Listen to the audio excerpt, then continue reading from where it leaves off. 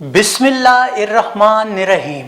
इस वीडियो को शुरू करने से पहले मैं ये कहना चाहूँगा कि आज के इस वीडियो के बारे में हमने अपनी तहकीक के तहत इस मौजू के लिए दूसरे मज़ाहिब की कुतुब यानी इंजील और तौरात से भी हवाला जात ढूंढने की कोशिश की, लेकिन हमें नहीं मिले। सो अल्लाह के फजल से कुरान पाक, अहादीस, तफासीर और मुस्निद तारीखी किताबों से हमारे पास इतना मवाद इकट्ठा हो गया जो हमारी और आपकी इल्मी तस्कीन के लिए काफ़ी है। लेकिन इसका मतलब ये हरगिज़ नहीं कि हमारे दूसरे मज़ाहिब के दोस्त इस वीडियो को नहीं देख सकते, बल्कि मैं ख़ास तौर पर उनसे दरख्वास्त करूँगा कि वो इस वीडियो को ज़रूर देखें, ताकि बुत परस्ती के हवाला से जो अहम मालूमात हम इसमें पेश करें वो उनके लिए भी फ़ायदेमंद साबित हो और उनके इल्म में भी मज़ीद इजाफा हो।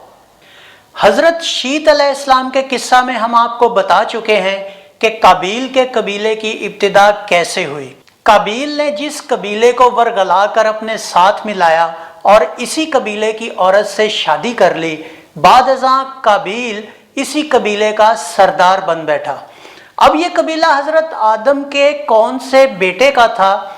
क़ससुल अंबिया अज़ मौलाना फरीद अहमद के मुताबिक हाबील, काबील, सालेह, अब्दुर्रहमान और हजरत शीत आपके बेटों के नाम मिलते हैं।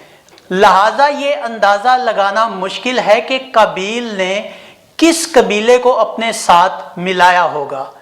इस कबीले के 5 इंतहाई नेक अशखास थे, जिनके नाम वुद्दा, स्वा, यगूस, यऊक और नसर थे। वुद्दा इन सब में नेक और परहेजगार, मुत्तकी और वली था। जब औलाद आदम की तादाद बढ़ गई तो बवजह बुजुर्गी हजरत आदम से ऊंचा बोलना मुमकिन ना रहा होगा।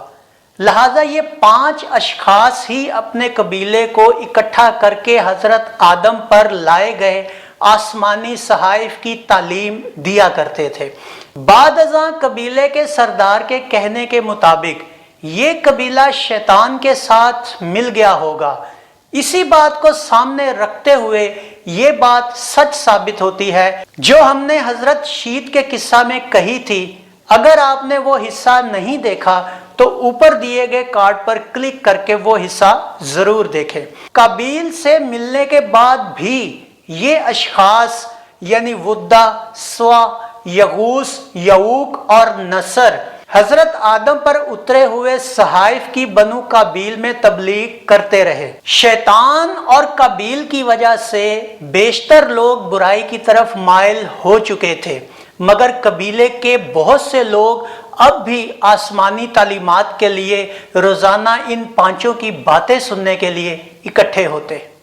रिवायात के मुताबिक काबील के कबीले में तैराश नामी एक नौजवान था जो दानिशमंदी, तेजी और चालाकी में अपना सानी नहीं रखता था, मगर बदकिस्मती से गुमराही की तरफ माइल हो चुका था। हजूर पाक की आमद से कब्ल शैतान माँ अपने साथियों और लाओ लश्कर के जमीन पर ही रहकर इंसानी शक्ल में औलाद आदम को गुमराह करता था, मगर आपकी पैदाइश के बाद शैतान और इसके साथियों पर पाबंदियां लग गईं।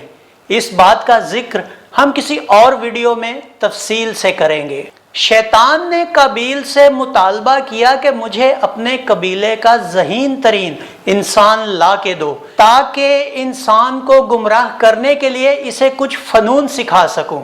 जिसके जवाब में काबील ने तैराश को शैतान के सामने पेश कर दिया। शैतान ने अपने शैतानी अमल को इस्तेमाल करके तैराश को मुसव्वरी और बुत तराशी का हुनर दिया और तैराश को हुक्म दिया कि वो बनी काबील में वापस जाकर एक बुत बनाए, ताकि बनी काबील काबा जाने की बजाय इसकी इबादत करें और इसका तवाफ करें और गुमराही की तरफ माइल हों, क्योंकि बनी काबील बेशक काबील के साथ थे मगर हजरत आदम के दीन ही की पैरवी करते थे और शैतान का असल मकसद इसी राह से इनको भटकाना था। शैतान की ये बात सुनकर तैराश परेशान हो गया और बोला कि मैं तेरा शुक्रगुजार हूं कि तूने मुझे ये उलूम अता किए, लेकिन बनी काबील के 5 नेक बंदे जिनके पीछे अभी भी इनके और आदम अलैहिस्सलाम के मानने वालों की एक कसीर तादाद है, मुझे कभी भी ये काम करने ना देंगे। वो ज़रूर मेरे काम में रोड़े अटकाएंगे। वो नेक और परहेजगार हैं, एक खुदा की इबादत पर जोर देते हैं, ज़नाहकारी, दंगा फसाद और शराब से बचते हैं और लोगों को भी इनसे बचने की और दूर रहने की तलकीन करते हैं। अगर मैंने बुत बनाकर लोगों को इसकी इबादत की तरफ बुलाया तो ये ज़रूर मेरे खिलाफ हो जाएंगे, और चूंकि अभी भी लोग इनकी पैरवी करते हैं तो ये बात कहीं मेरे हक में नुकसानदेह ना हो, क्योंकि बनी कबील इनकी हद से ज़्यादा इज्जत करते हैं और मेरे मुकाबले में वो उनका साथ देंगे। नतीजे में या तो मुझे मार दिया जाएगा या कबीले से निकाल दिया जाएगा। शैतान के शैतानी दिमाग में फौरन एक ख्याल आया।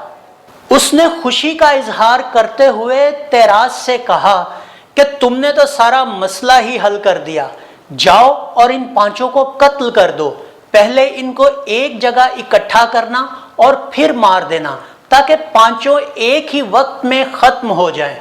फिर कुछ अरसा बाद इन पांचों के बुत बनाकर बनी काबील को दे देना और देखना कि वो किस तेजी के साथ इन बुतों की पूजा करते हैं और इनसे मुरादें मांगते हैं।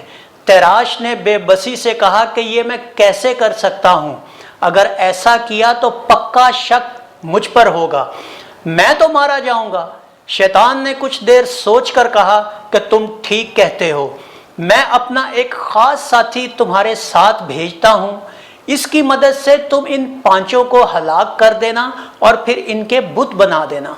ये इंसानी तारीख का वो दौर था जब शैतान इंसानी शक्ल में आके खुल्लम खुल्ला कहता कि मैं अज़ाज़ील हूँ।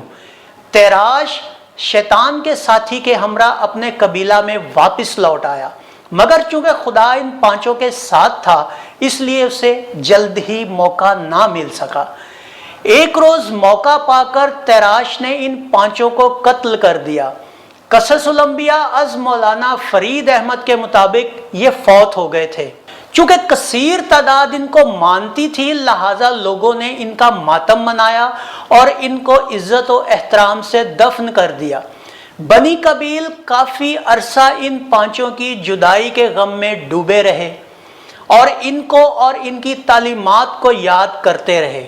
जिस जगह ये लोग बैठकर आसमानी सहाइफ और हजरत आदम की बातें इनको सुनाया करते थे, लोग वहां रोजाना इकट्ठे होते और इनको याद करते। लोगों की इसी हालत का एक दिन तेराश ने फायदा उठाया और एक दिन जब सब लोग वहां मौजूद थे, इनसे आकर कहा कि मेरे पास एक ऐसा इल्म है कि जिससे मैं इनको जिंदा तो नहीं कर सकता, मगर एक काम ऐसा जरूर कर सकता हूं जिससे तुम इनको अपने सामने देख सकोगे, इनसे बातें कर सकोगे। मैं तुम्हें यकीन दिलाता हूं कि वो तुम्हारी बातें भी सुनेंगे और तुम्हारी जरूरतें भी पूरी करेंगे। कुछ ने इस बात को पसंद ना किया, मगर गमगीन लोगों की अक्सरियत ने पसंदीदगी जाहिर कर दी। तो ये था दुनिया के पहले 5 बुतों के किस्से का पहला हिस्सा। किस्से की तवालत की वजह से हम इसे 2 हिस्सों पर रिकॉर्ड करने पर मजबूर हैं। इसके अगले हिस्से के साथ जल्द ही हाजिर होंगे। अपना ख्याल रखिएगा। अल्लाह आप सबका निगहबान हो। अल्लाह हाफिज।